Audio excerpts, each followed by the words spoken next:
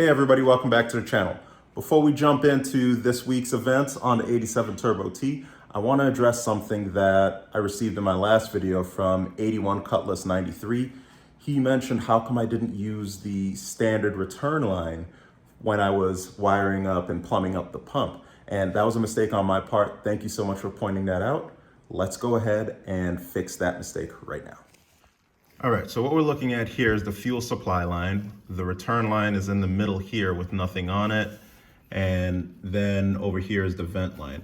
And I originally used this as my return line, but it's not right. And the reason why you don't want to use this line for fuel return is that it aerates fuel as it's returning.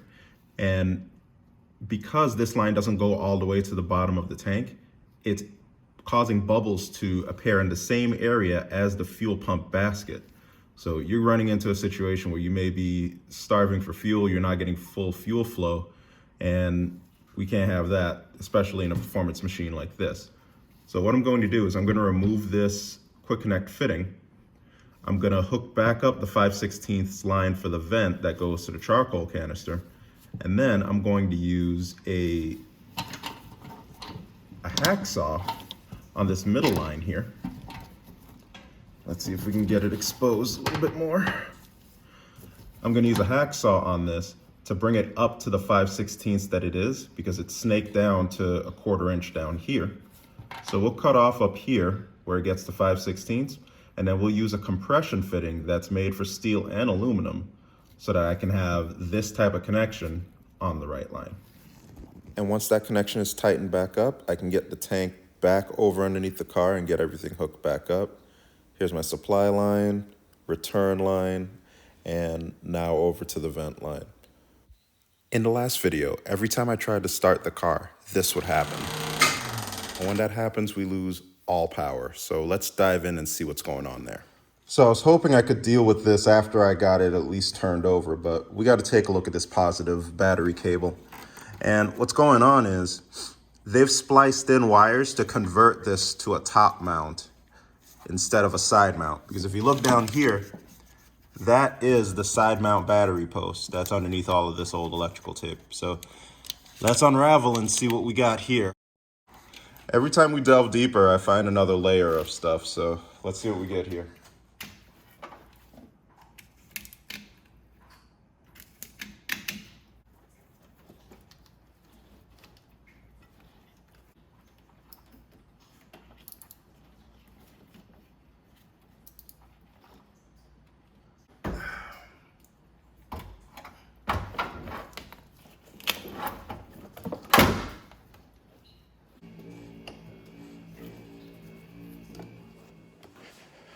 Okay, so I think I nailed it. After I got all the tape off, I tightened this connection here, and then my ground over here was loose. So I used a bigger bolt, I cleaned off the rust, and now we're good to go here. So let's finally try to start it up again and see what we get. All right, so I'm fixing issues, but it's still not the root cause. What's happening is when I jiggle the starter wire, the big power wire that goes to the starter, I'm getting a shaky connection there. So let me go back underneath the car, take a look at the starter, and see what we have going on there. All right, underneath the car, do you see what I see? Let's look. This is the wire that I was talking about. It's loose. The nut that's on there appears to be cross-threaded, and it looks like it could even create a dead short to one of the wires right here. So we definitely need to clean up that connection there and do what we can to correct that, because that's no good. And now I'm feeling confident about this car's ability to crank over. I need to check for fuel and spark. So let's do that, and we'll try to turn it over one more time.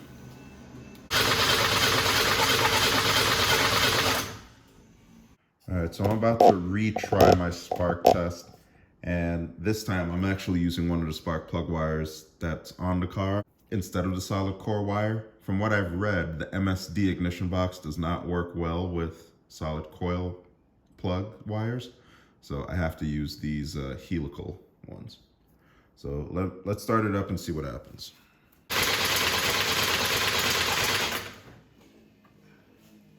All right, so I stopped over by Harbor Freight and I picked up this Noid light tester, I needed to replace an old one that I had, and this one does have a GM light that will fit our injectors. So part number is 97959. It should fit most of all G bodies, especially the Turbo Regal. So let's unpack it and see which one works. All right, so it looks like GM PFI is our ticket. The real cool part about this, it also comes with IAC testers. So in case you want to make sure that your idle air controller is working or the circuitry behind it is working, you got this as well. This is the one that should work with our cars, so we'll plug it in and see what we get when we try to crank it over. So there we go. We'll turn our light off so we can track it better. I also have my spark plug tester right there. So we'll see if we're getting injector pulse and spark all in one turn of the key.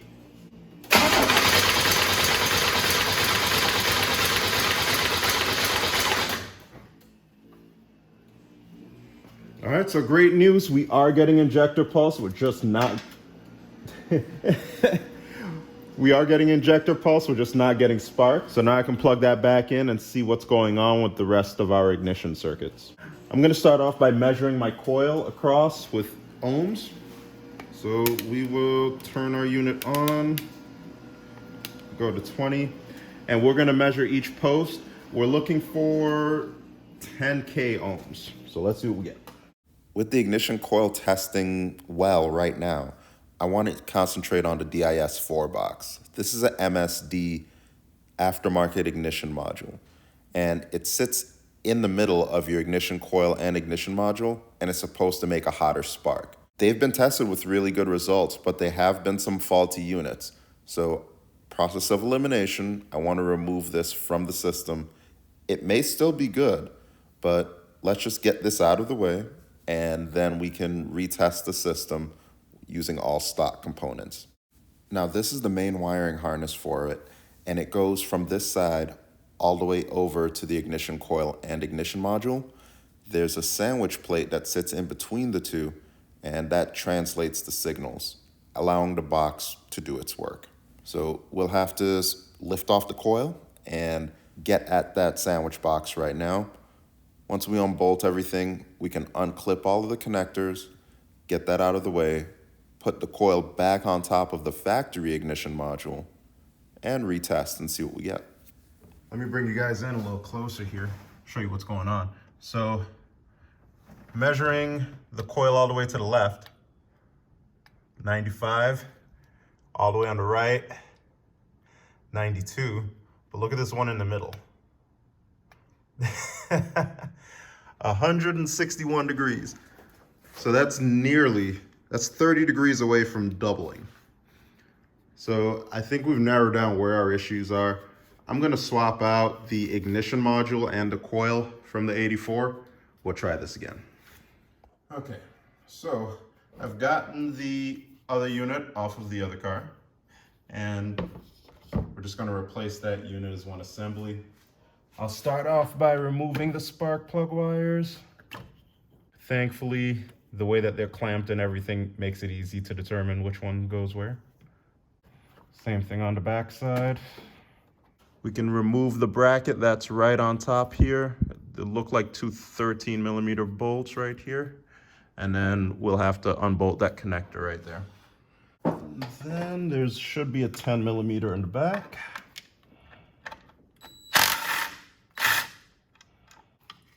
There we go. Let's see what we got here. Feels like a 1/4 inch.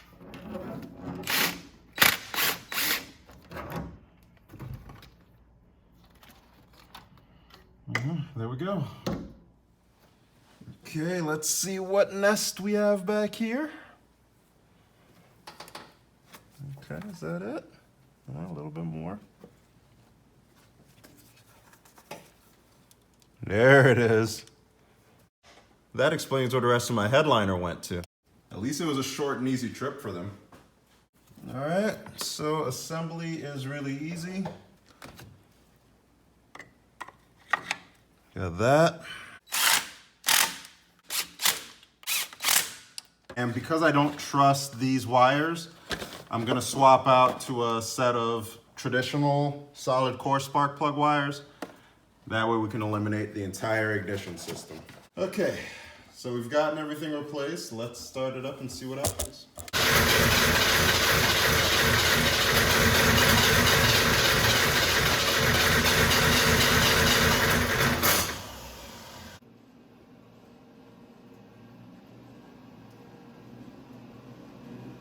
Okay, really wants it. Come on, baby. You know you want to start.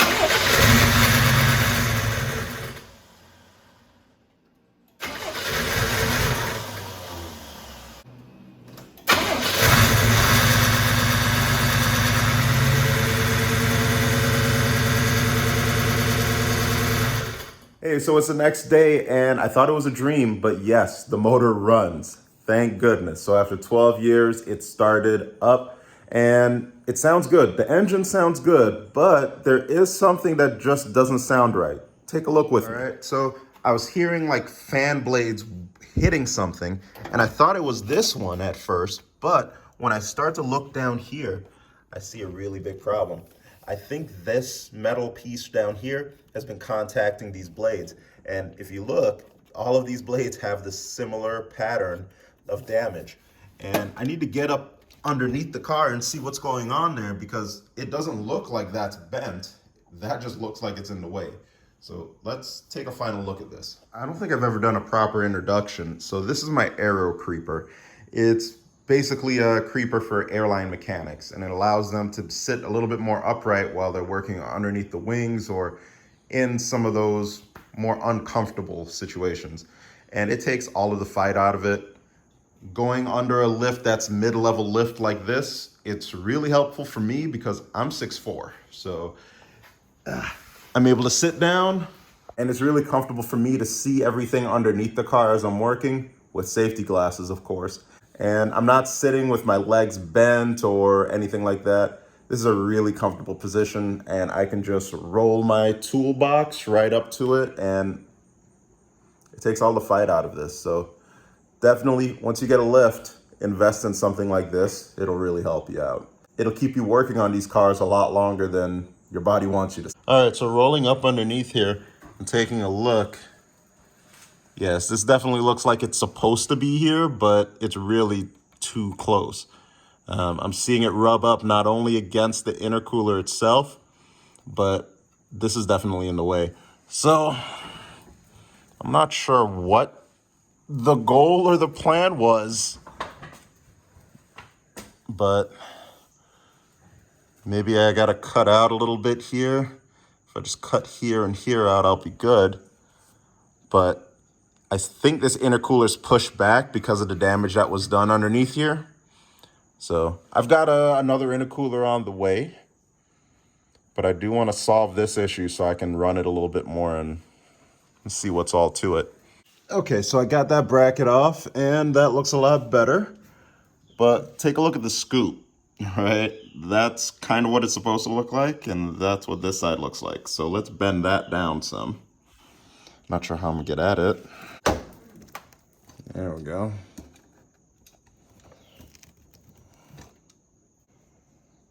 Okay, so we got the separation we're looking for there. We may be able to bend and then put that bracket back in, but since I got a new intercooler on the way anyway, we might as well just secure it so that it stays away from the fan. And yeah, just zip tie it for now, just so you can hear this sweet engine roar some more.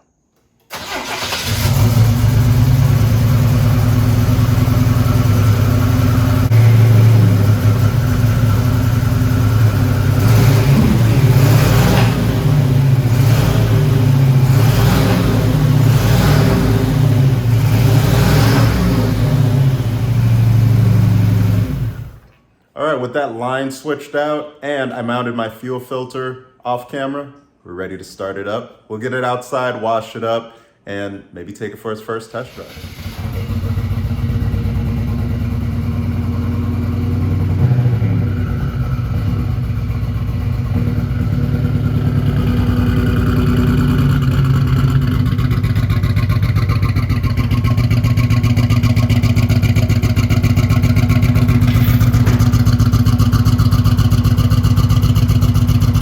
I'm so excited seeing this thing running and driving under its own power.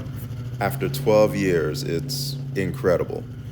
And my numbers are looking good right now. At cold start, we're getting mid 60s on the oil pressure, good voltage, so we know our alternator's charging. There are a couple of things that's going on though. The idle is a little off. It's raising and lowering between 700 and 1,000, and I'm getting this strong fuel smell from the exhaust. I did adjust my fuel pressure regulator, so that may be what's going on there. I'll adjust that and bring it back down to around 35 PSI.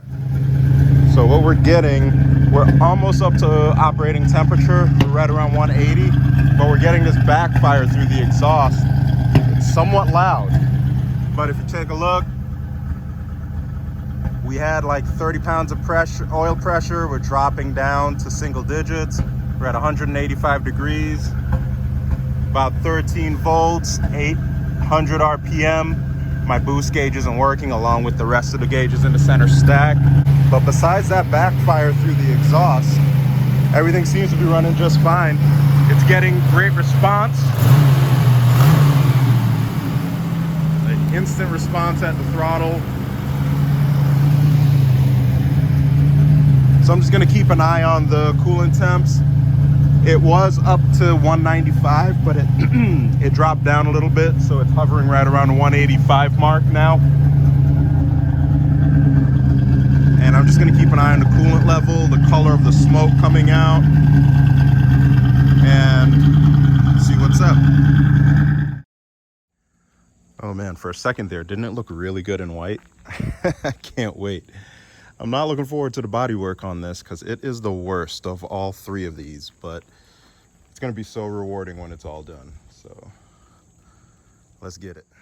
All right, so we got about 30 minutes left of sunlight. Let's take this thing on a quick test drive.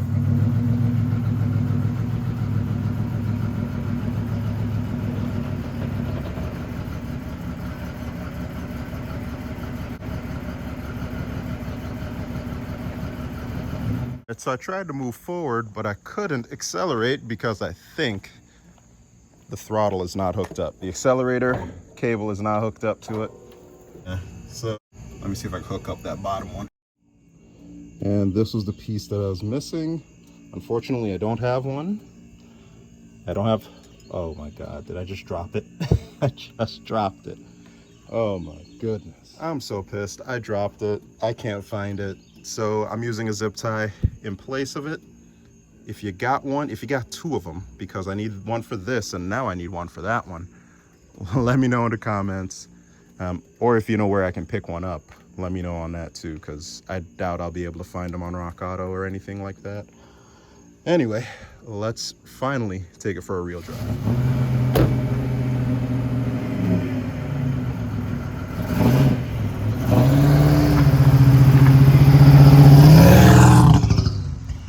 I got to the edge of the driveway before I ran out of fuel, so at least I hope that's what it is. Well, better here than further down the road. Let's fill it up. All right, so two things. One, I hope that's the problem, and two, I hope that's enough fuel.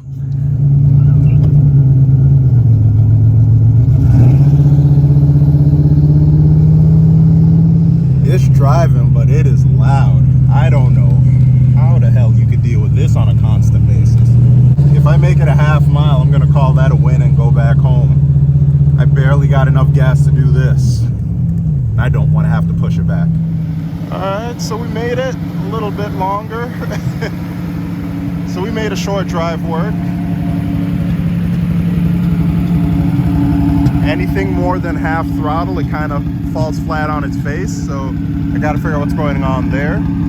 I got a sticking brake pedal, so I got to find the problem and solution to that. But after 12 years, she's running. And would you look at this? She's broken down. She's got rust holes and everything, but she still looks mean. No other car does it like a Turbo Regal does. All right, let's get back home. All right, so it did pretty good on its first drive out. A couple of things. So I lowered the fuel pressure down to 37, and that did take care of the backfire through the exhaust. Also, on the dying out, I took a look at the intake pipes and they were loose. They weren't coupled. So I clamped everything down, and now I can accelerate past 2000 RPM and it won't die out either. I was hoping I didn't have a MAF sensor issue and I needed another translator, but we're all good there. So tomorrow, what I'll do is I'll clean out the interior, show you guys a little bit more about what's in the trunk and what's around the car, the general condition of it. And then we can probably end the video there, because the next step up is probably going to be bodywork and rust repair, and that's a lot for this car. All right, and first things first, these seat covers and what's left of the headliner need to go right in the trash. Turning our attention to the driver's seat, it has seen better days. I'm not sure what I plan to do on this one. There are a set that are for sale locally. I'm not sure I want to go that route though. More to come on that. The back seats look really good. There is some rust coming from the T-top section. Hopefully it's not as bad as the 84 was, but everything cleans up nicely once you get rid of all of those rust speckles. Turning my attention to the trunk, there's more rust flakes all around, but the floor's in good condition. Everything cleans up really nicely. Really cool to see that there are 2 amps and a 6-disc CD changer with an upgraded head unit. 1 amp controls the rear speakers, and the 2nd amp controls the 2 subwoofers that are in the back. Oh, it feels so much better getting into a cleaner car. And 40 pounds of pressure. Uh-oh.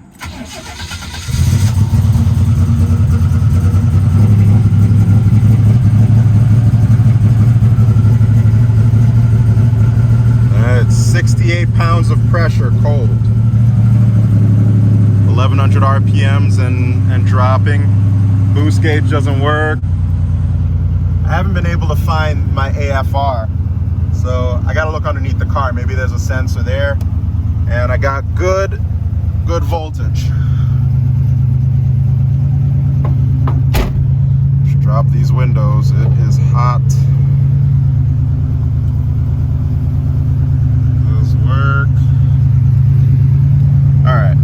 613.1. Let me see if that changes on my drive. Also, this is underneath here. I don't know what that is. It goes from here to here, and there's a vacuum line underneath the hood. I don't know what it goes to. So if you know what that is, it looks like a air regulator, but let me know what that would be doing in a car. Also, I don't know what these are.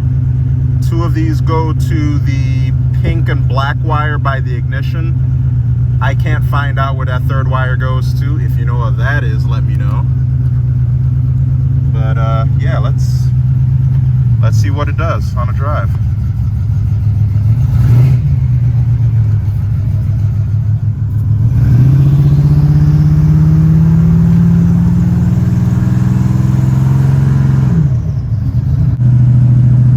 So it's turning, that's good, but nothing works on this dash.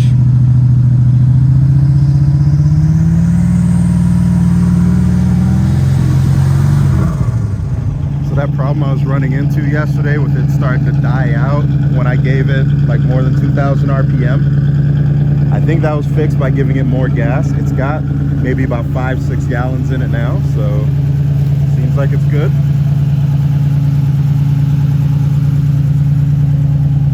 I'll just continue to drive it. If I don't have any issues, then I'll put a couple miles on it and take it back home. All right, so before we end the video, I just want to give a couple shout outs to a few subscribers. Tony, thank you so much for the bumper fillers. We made an awesome deal on that. Me and Brooklyn both thank you, because clearly this car needs them bad. Also, Jeff T, thank you so much for the book. If you all have not seen this, this is a really, really good book. It has a bunch of facts and figures. I've read up on it cover to cover on all of the cars that I have here and all of the cars that I want. So definitely check this out. It's a really good read. But on the next episode, I plan to start on rust repair, maybe drive it a little bit more, see what it's all about. It's a little loud, so I am concerned about the neighbors, but in any case, we'll put some more miles on it, see how it does, Probably do some routine maintenance because, you know, the oil and all that stuff has not been changed out. It is going to take a while to get some parts in for this thing, but I can't wait to see Brooklyn back to its former glory. But thanks for watching, sharing, and subscribing. Talk to you in the next one.